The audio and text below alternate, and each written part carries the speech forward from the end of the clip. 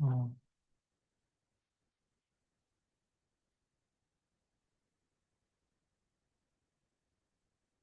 어떤 배경에서 사도 바울이 고린도 교회에 이런 편지를 쓰게 됐는지, 이 시대가 우리가 잘 알고 있는 로마 시대입니다. 로마 시대,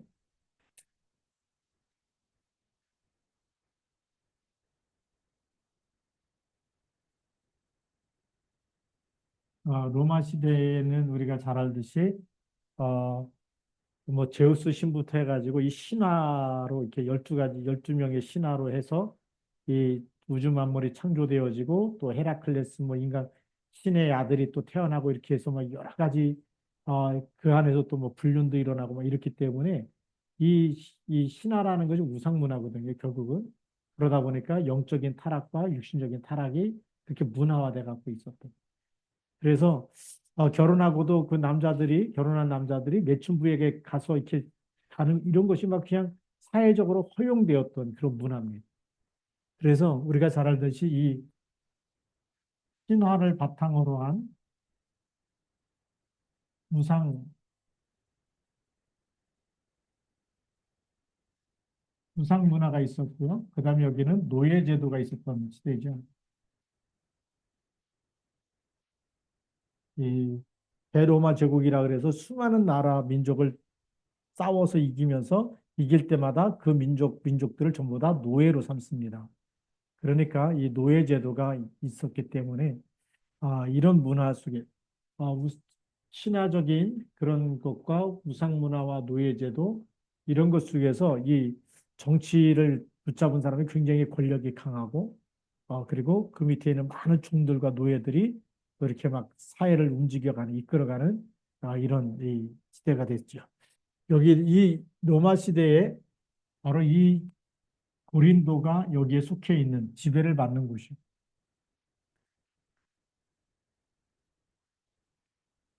이 고린도는 이제 여기다 더해서 여기는 항구 도시였고 항구 도시의 특성상 우리가 그 배 타고 나간다고 할 때 많은 죽음에 대한 두려움 때문에 항상 신에게 제사를 드리는 우상 문화가 예, 그렇지 않은 로마 시대의 우상 문화에다가 여기 이 항구 도시의 우상 그다음에 제사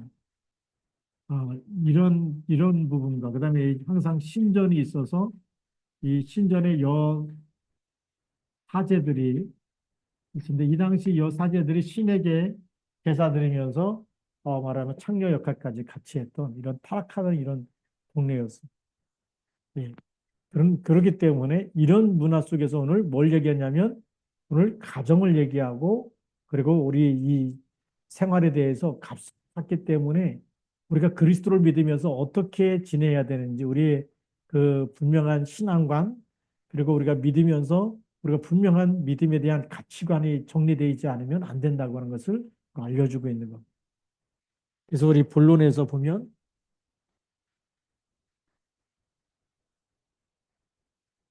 우리 예수 믿는 우리 그리스도인이죠. 그리스도인의 가정, 이제 우리 부부는 어떤 가치관을 가지고 있어야 되느냐. 그래서 오늘 7장 1절에 보면 너희가 쓴 문제에 대하여 말하면 남자가 여자를 가까이 아니함이 좋으나 음행을 피하기 위하여 왜냐 이게 로마 시대도 그렇고 고린도 지역이라는 이 문화가 당연히 음행하는 문화가 판을 쳤기 때문에 그래서 이것을 피하기 위해서 남자마다 자기 아내를 두고 여자마다 자기 남편을 두라. 이 가정을 이루는 것은 뭐죠? 세상의 음행을 막는 일이라는 거죠. 그리고 하나님께서도 남자와 여자를 어떻게 해줬죠? 짝지어 주셨습니다. 하나님 형상대로 남자와 여자를 창조하셔서 하나님이 주신 최초의 가정, 거룩한 가정 아닙니까? 그래서 우리가 이 가정의 시작은 창세기 1장 27절, 28절 이 시작이 있었죠. 그러면 세상에 수많은 이런 이 음행 문화와 이런 음란 문화가 들어올 때도 그것을 막는 것이 올바른 가정입니다.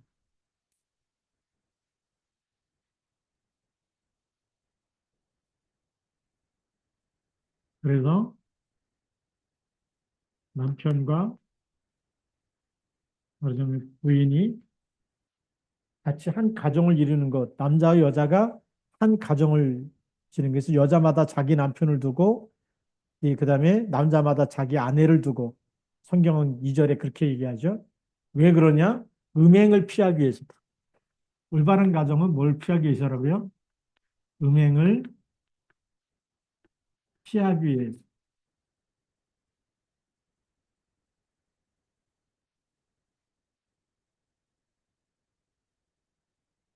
그러니까 하나님 말씀 붙잡고 살면은 우리의 우리가 죄 사함을 받게 되고 또 하나님의 영이 거하면서 우리가 또 하나님의 성전이 되고 그래서 우리 교회도 하나님의 성전이지만 여러분 가정도 하나님의 성전이 되죠. 그래서 아브라함은 단을 쌓지 않습니까? 이삭도 단을 쌓게 되고 가정이죠. 굉장히 중요한 이 축복 아닙니까? 자, 3절에 보니까 남편은 그 아내에 대한 의무를 다하고 아내도 그 남편에게 그렇게 할지니라. 이 의무를 다하라라고 했습니다. 이 음행을 피하기 위해서 그 다음에 해야 될 일이 의무입니다.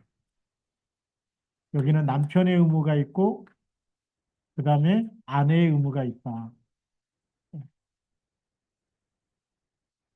하나님이 이 형상대로 창조하신 여기에 또 생육하고 번성해야 되는 이런 축복도 있고 그 안에 의무도 있다라고 하는 거죠. 그래서 4절에 보면 아내는 자기 몸을 주장하지 못하고 오직 그 남편이 하며 남편도 그와 같이 자기 몸을 주장하지 못하고 오직 그 아내가 하나니 그랬어요. 이게 이 몸은 내 것이 아니고 남편의 남편과 아내가 있으면 이 서로의 몸은 내가 주장하는 것이 아니라 상대방이 서로 주장한다는 거죠. 그래서 하나님은 하나 되기 원하시는 겁니다. 그리고 6절, 5절 말씀에 보면 서로 분방하지 말라 다만 기도할 틈을 얻기 위하여 합의상 얼마 동안 하되 다시 합하라 그러죠. 이는 너희가 절제 못함으로 말미암아 사탄이 너희를 시험하지 못하게 하려 함이라 그랬습니다. 우리가 분방하게 되면 어떤 일이 일어나느냐? 사단의 시험거리가 된다는 거죠. 분방은 뭐냐면 요즘에 각방을 쓴다 그러지 않습니까? 결혼하면서 같이 이 한 방을 쓰는 게 아니라 남편이 쓰는 방, 또 부인이 쓰는 방. 한 집에 사는데 그렇게 살고 있는 사람 굉장히 많아요. 목사님들도 만나보면 방을 따로따로 쓴다 그러는. 근데 오늘 성경에 보면은 기도할 때만 그렇게 따로 쓰고 그리고 사단이 틈타지 못하도록 같이 한 방을 쓰라는 거죠. 그래서 이 분방은 어떤 때만 하느냐? 우리가 기도할 때.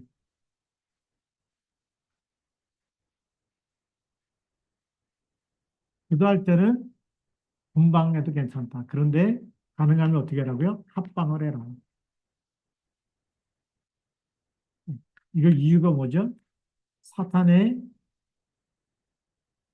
시험을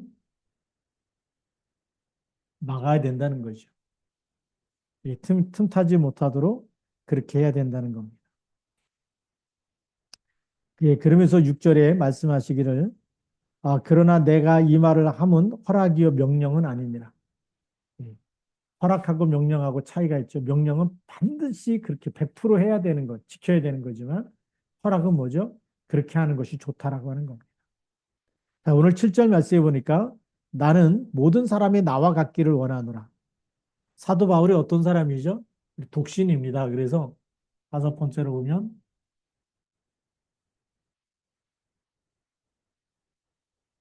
이 사도 바울은 독신이었지만 독신주의자는 아닙니다. 주의자가 되면 어떻게 하죠? 전부 다 결혼 못하게 만들어야 돼요. 그런데 오늘은 결혼하지 말라 이렇게 하는 게 아니에요. 나아갔길 원하지만 독신주의자는 아니에요. 하나님을 섬기는데 정말 마음을 다해서 섬기다 보니까 결혼할 시간도 없었다라는 거 아닙니까? 자, 그러나 각각 하나님께 받은 자기의 은사가 있으니 이 사람은 이러하고 저 사람은 저러하며. 그렇죠? 그러니까 뭐가 있다고요? 하나님께서 주신 은사가 있으니까 은사에 따라서 그렇게 하라는 겁니다. 자, 그 다음에 8절 말씀부터 보면 두 번째입니다. 내가 결혼하지 아니한 자들과 과부들에게 이르노니 나와 같이 그냥 지내는 것이 좋으니라 라고 돼 있어.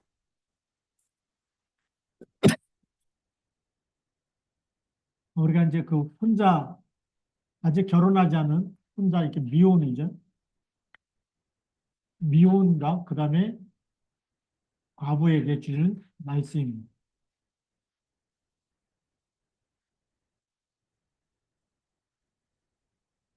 나와 같이 말하자면 이제 독신으로 하나님을 섬기는데 아직 주님만 섬길 수 있다면 독신도 괜찮다라는 것이지 독신자가 독신주의가 되라는 건 아닙니다. 그래서 내가 결혼하지 아니한 자들과 과부들에게 이르는 나와 같이 그냥 지내는 것, 그냥 혼자 지내는 것이 좋다. 그런데 구절에 보면 다시 또 얘기하자. 만일 절제할 수 없거든 결혼해라. 정욕에 불타는 것보다 결혼하는 것이 나으니라. 자, 그런데 사람마다 뭐가 있어요? 정욕이라는 게 있어요. 예, 정욕이 불타면 뭐의 통로가 되죠? 사단의 통로가 됩니다. 사단의 통로가 되기 때문에 그래서 이 사단의 통로를 없애기 위해서 뭐 하라고요? 결혼하라고 하는 겁니다.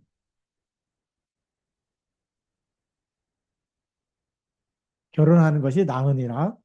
또 이제 10절부터 보면 한 자들에게 내가 명하노니 이번에는 누구에게요? 결혼한 자니.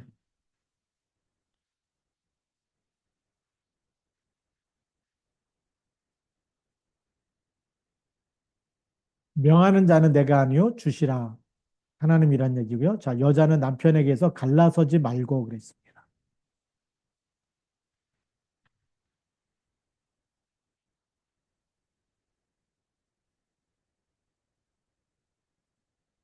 자, 갈라서지 말라는 누가 얘기하는 거죠?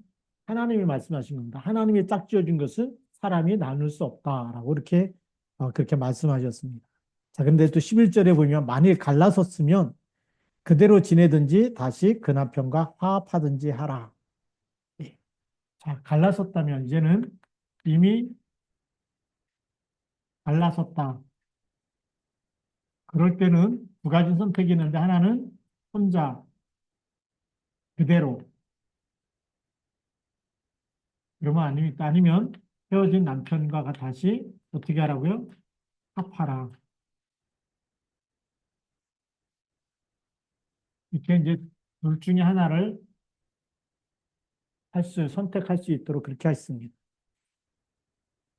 자, 그러면서 남편도 아내를 버리지 말라. 남편도 아내를 버리지 말라. 아내는 남편과 합하는 게 좋고, 세 번째로 남편은 아내를 어떻게 하지 말라? 버리지 말라.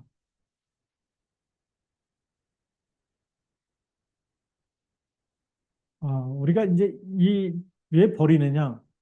뭔가 사단의 공격을 받은 거죠.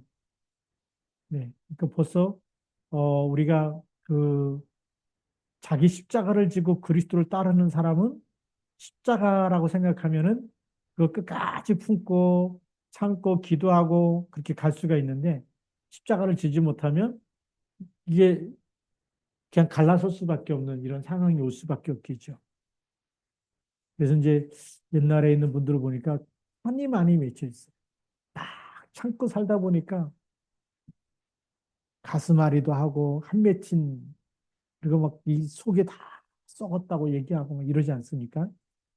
왜 그럴까요? 하나님께 맡기지 못하고 기도하지 못하면 그냥 그 병들어 갈 수밖에 없는 거예요. 오늘 성경에서는 우리 결혼한 자는 갈라서지 말고 갈라섰다면 혼자 그대로 지내는 것이 좋고 그다음에 여자 아내들은 남편과 합하는 것이 좋고 남편 아내를 버리지 않는 것이 좋다라고 말씀하고 있습니다. 그리고 12절에 보면 그 나머지 사람들에게 내가 말하노니 이는 주의 명령이 아니라 어떤 형제에게 믿지 아니하는 아내가 있어 남편과 함께 살기를 좋아하거든 그를 버리지 말며 자 이번에는 불신자와 결혼하는 겁니다. 불신자와의 결혼 문제.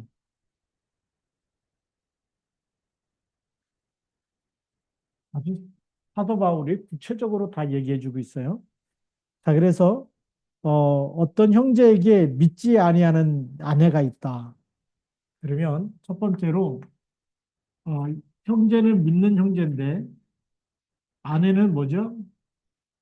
불신자 아내. 아내 될 사람이 이 형제를 너무 좋아한다, 사랑한다. 그러면 어떻게 하라고요? 그를 버리지 말라는 거예요. 그래서 불신자하고의 결혼도 허락하고 있는 겁니다. 또 13절에 어떤 여자에게 믿지 아니하는 남편이 있어 아내와 함께 살기를 좋아하거든 그 남편을 버리지 말며. 그리고 이번에는 우리가 자매죠. 자매에게 믿지 않는 불신자 남편. 자, 이 두 가지 경우에 어떻게 하라고요? 그냥 함께 살라는 겁니다.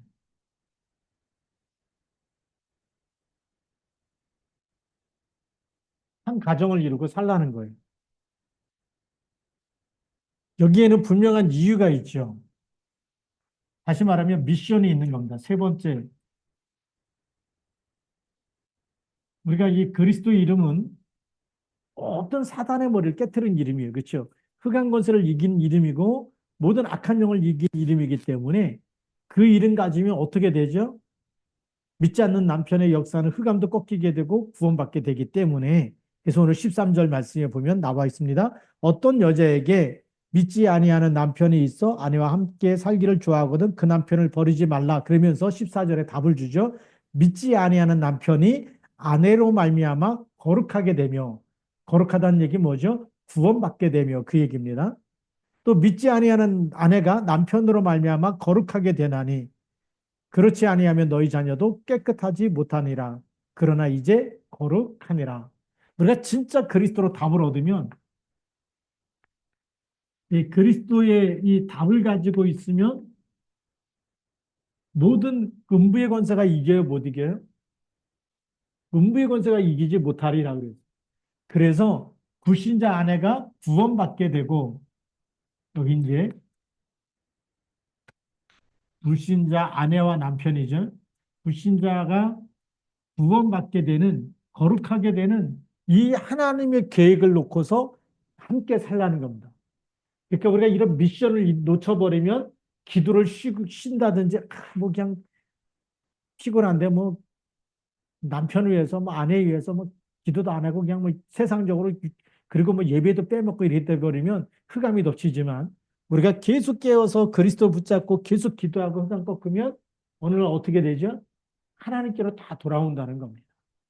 이런 하나님 그리스도의 이름에 어마어마한 이 권세를 줬기 때문에 이 권세를 가지고 있고 정확한 답을 갖고 있다면 불신자와의 결혼도 괜찮다라는 거죠. 어차피 세상 다 살려야 되니까. 그렇죠. 예수 믿는데도 불구하고 좋아한다는데, 사랑한대. 그럼 결혼하고 살려내라는 겁니다. 그것이 하나님의 뜻인 줄 믿습니다. 그래서 그렇게 되면 자녀들도 이 답을 놓쳐버리면 함께 살면서 자녀들까지도 다 무너질 수밖에 없는 거죠.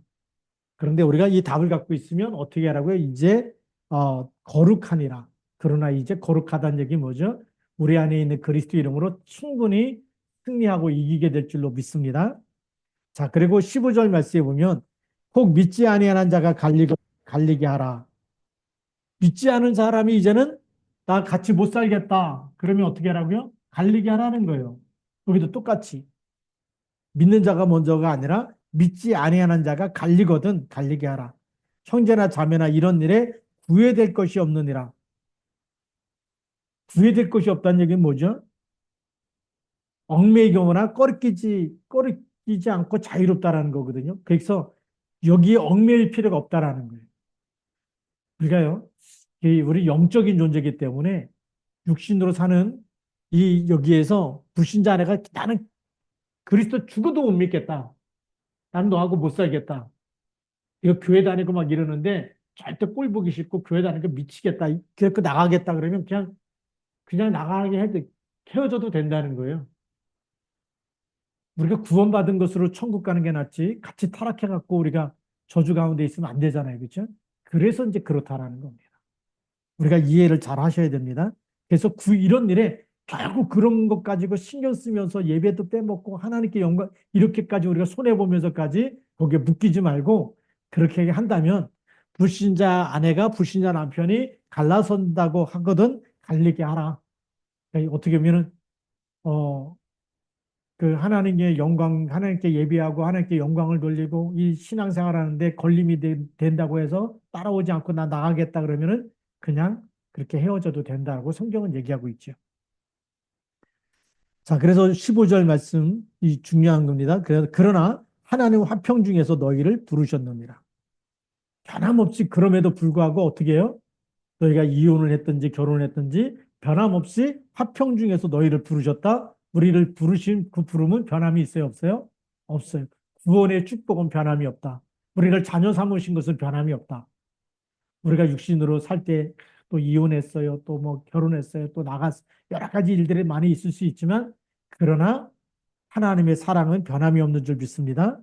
자, 그래서 16절부터 아내 된 자여 내가 남편을 구원하는지 어찌할 수 있으며 남편 된 자여 내가 아내를 구원하는지 어찌할 수 있으리요. 그래서 우리의 미션은 뭐에 있다? 구원에 있다. 이 구원 때문에 우리가 함께 사는 것이고 그것 때문에 우리가 밤낮으로 기도하는 것이고 그렇게 해야 된다는 것입니다. 자, 17절 말씀에 보면 그래서 오직 주께서 각 사람에게 나눠주신 대로 하나님이 각 사람을 부르신 그대로 행하라. 오늘의 우리 부르신 그대로 오늘의 결론입니다.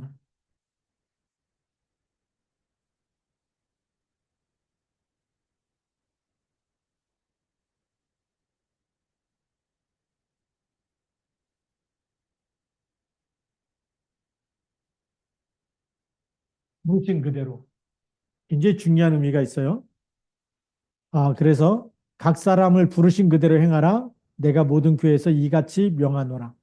어떤 사람은 예수 믿으면서 이제 전도해야 되겠다. 그래서 학교 선생님이 선생님을 때려치고 전도한다고 사표 내고 나오는 사람도 있고. 네. 어떤 사람은 직장을 잘 다니다가 이제 막 그렇게 막 신앙생활 엉터리로 하면 되냐 뭐 이래갖고 이제 또 충격받아갖고 직장 사표 내고 이제 잘한다고 나와갖고 실직자로 지내는 사람도 있고요. 제가 이제 부목사 때도 그런 분 봤거든요. 이 회사가 3교대 하다 보니까 주일 빠지잖아요. 그러니까 어떤 사람이 가서 잘못된 팀 사역을 한 거예요. 네가 하나님 잘 믿는데 막 그 주일 빼먹으면 되냐 이러니까 직장을 이제 사표 내고 나왔는데 그러면 주일은 잘 지킬 수 있는 직장이 없는 거예요. 몇 년 동안 고생하는 걸 봤어요. 예.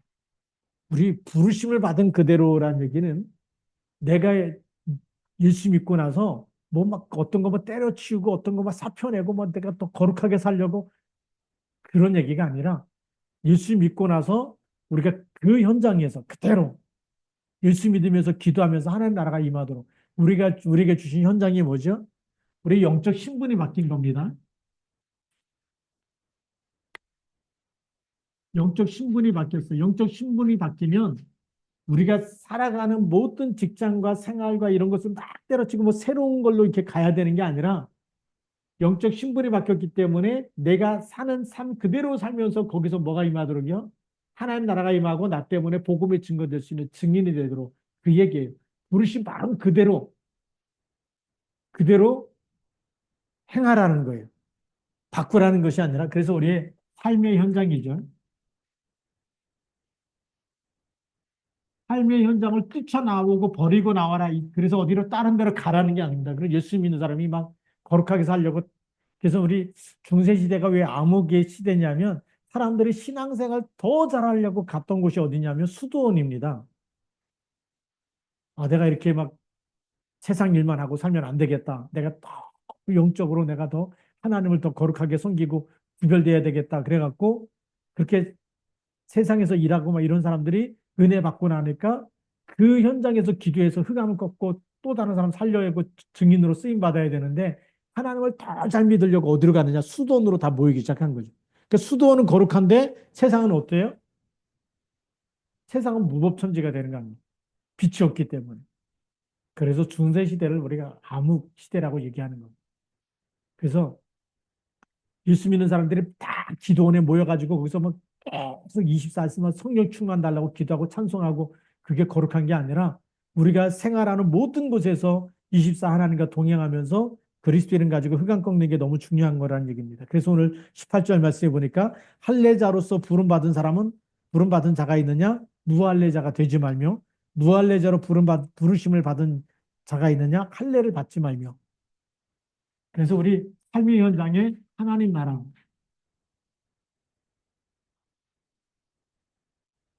그래서 이것은 뭐냐면 무할례자는 더 거룩해지려고 할례 받을 필요가 없다. 무할례자가 그리스도로 영접했으면 무할례자로 하나님의 자녀가 된 거죠. 그 다음에 할례자가 예수를 그리스도를 믿었는데 다시 무할례자로 돌아갈 필요가 없다.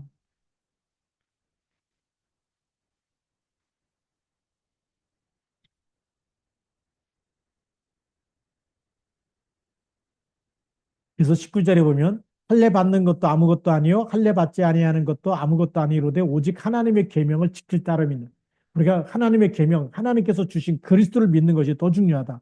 그래서 20절에 각 사람은 부르심을 받은 그 부르심 그대로 지내라.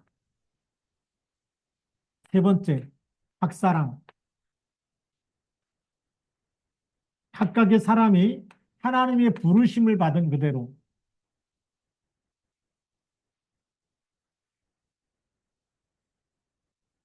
행하라. 이게 오늘의 결론이에요. 부르심 받은 그대로 행하는 거예요.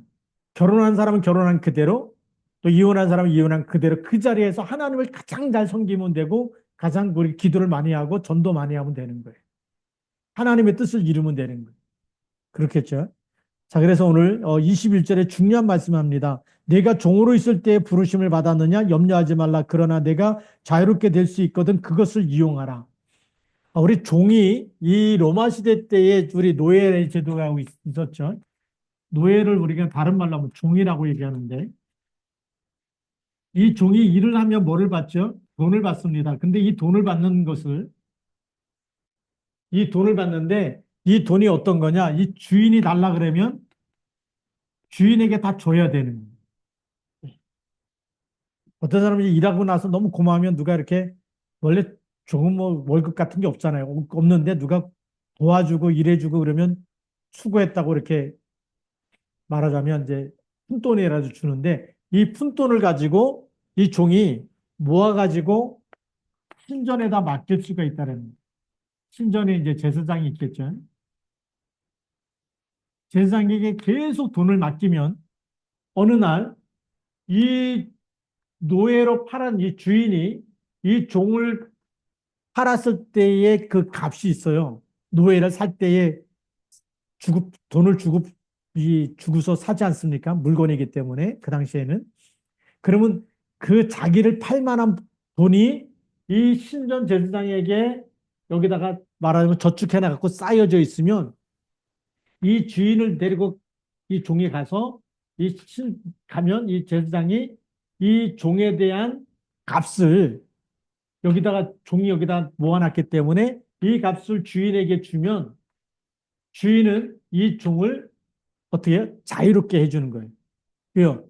자기가 이 노예로 팔았을 때의 그 값을 받았기 때문에 제사장으로부터 받았기 때문에 이 종은 제사장에게 이 종이 몰래 몰래 가서 돈을 많이 모아가지고 자기를 이제 사달라고 주인에게서 사달라고 해서 제사장이 돈을 지불하면 이때 주인이 돈을 받게 되고 돈을 주인이 받으면서 주인은 이 종을 놓아주게 되는 겁니다. 오늘 그 얘기가 오늘 21절 얘기예요. 그러나 내가 자유롭게 될 수 있거든 그것을 이용해서 종으로서 예수 믿는 것은 많은 제약이 있지만 이렇게 해가지고라도 자유를 얻게 되면 자유로운 사람이 되고 나면 더 잘 하나님을 섬길 수 있기 때문에 그거는 이용해도 된다. 그렇게 얘기하는 겁니다. 자, 그런데 더 중요한 얘기가 있어요. 22절입니다.